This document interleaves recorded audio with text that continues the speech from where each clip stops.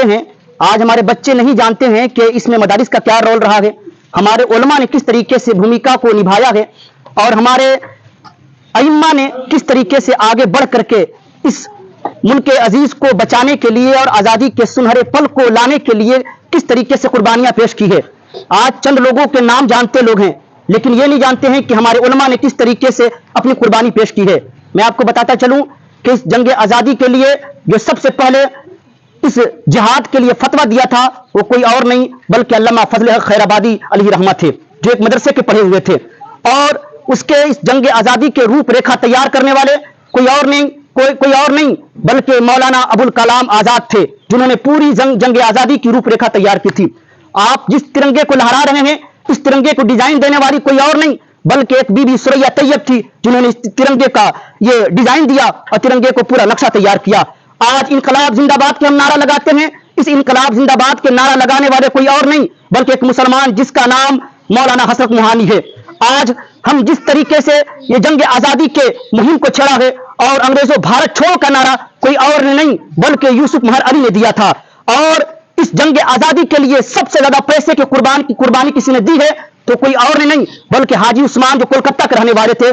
تقریباً اس زمانے میں کروڑوں روپے انہوں نے خرچ کر کے, اور کولکتہ کے سب سے امیر آدمی جو اپنے تمام تر کے مال دولت کو لٹا کر کے اور ایک کرائے کے مکان میں رہا اور اتنی قربانیاں پیش کی. آپ اگر تاریخ اٹھا کر کے دیکھیں گے تو تمام تر کے علماؤں نے اس طریقے سے 1857 عیسوی کے جنگ میں آپ اگر اٹھا کر کے دیکھیں تو تقریباً 50,000 سے زائد علماؤں کو قتل عام کیا گیا, 50,000 سے زائد مسلمانوں کو اس طریقے سے پھانسی دی گئی. آج ان کی ہم تاریخ کو نہیں پڑھتے ہیں. پتہ ہے جب بہادر شاہ ظفر کو انگریزوں نے گرفتار کیا اور جب انگریز جنرل جب گرفتار کرتے ہیں تو انہوں نے ایک شعر کہا تھا کہ دم دمے میں دم نہیں ہے, خیر مانگو جان کی, اے ظفر ٹھنڈی ہوئی شمشیر ہندوستان کی. تو اس وقت بہادر شاہ ظفر نے ایک شعر کہا تھا کہ غازیوں میں بو رہے گا جب تلک ایمان کی, غازیوں میں بو رہے گا جب تلک ایمان کی, تخت لندن تک چلے گا تیغ ہندوستان کی. یہ بہادر شاہ ظفر ہے. اور جب یہ سید کفایت علی کافی علیہ رحمہ کو جب تخت پھانسی تک پہنچایا گیا اور مراد آباد کے چوراہے پر جب ان کو پھانسی دی گئی تھی, یہ انہوں نے کہا کہ آپ کی آخری خواہش کیا ہے, تو انہوں نے اپنی آخری خواہش یہ پیش کی تھی, کہا تھا کہ میری آخری خواہش یہ ہے کہ میں نبی کی نعت پڑھنا چاہتا ہوں. اللہ اکبر. ایسے موقع پر بھی انہوں نے کہا کہ میں نبی کی نعت پڑھنا چاہتا ہوں. کہا کہ پڑھو, تو انہوں نے کہا تھا کوئی دل باقی رہے گا نہ چمن رہ جائے گا, پر رسول اللہ کا دین حسن رہ جائے گا. اور فرماتے ہیں کہ اتلسو کم خواب کی پوشاک پہ نازا نہ ہو, اے قیمتی لباس پہننے والوں, اے حکمرانوں سنو.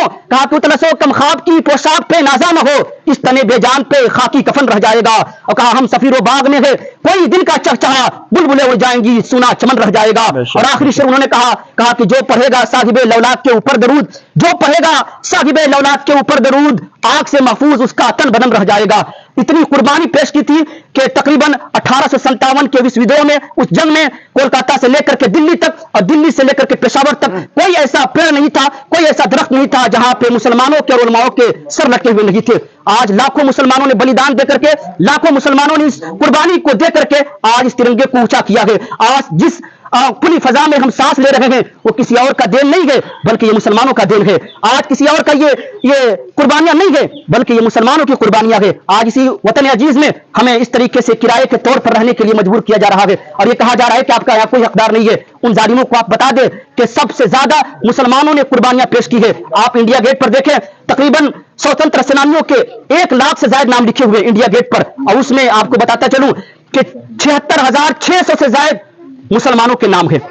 1 لاکھ میں سے 76,600 مسلمانوں کے نام ہے. بتائیں آج جو لوگ وروध کرتے ہیں, آج جو لوگ اپنے حقوق کے لیے اور ہندوستان کو اپنا وطن مان رہے ہیں اور ہمیں دیش دروہی ثابت کر رہے ہیں, ان لوگوں کا نام نہیں ہے. میں کہتا ہوں اگر آج ہمارے پروجوں نے, آج ہمارے اگر علماؤں نے, آج اگر ہمارے ائمہ نے اگر یہ کام نہیں کیا ہوتا تو آج وہ لوگ جو چڈی چھاپ ہیں آج کسی بھی جا کر کے کسی انگریز کے جوتے صاف کر رہے ہوتے یا ان کے ٹوائلٹ صاف کر رہے ہوتے. یہ علماؤں کا دین ہے, یہ مسلمانوں کا دین ہے کہ آج یہ جنگ آزادی اس طریقے سے عروج پر بخشی ہے کہ پورے ہندوستان میں یہ جنگ آزادی کی فضا قائم ہے.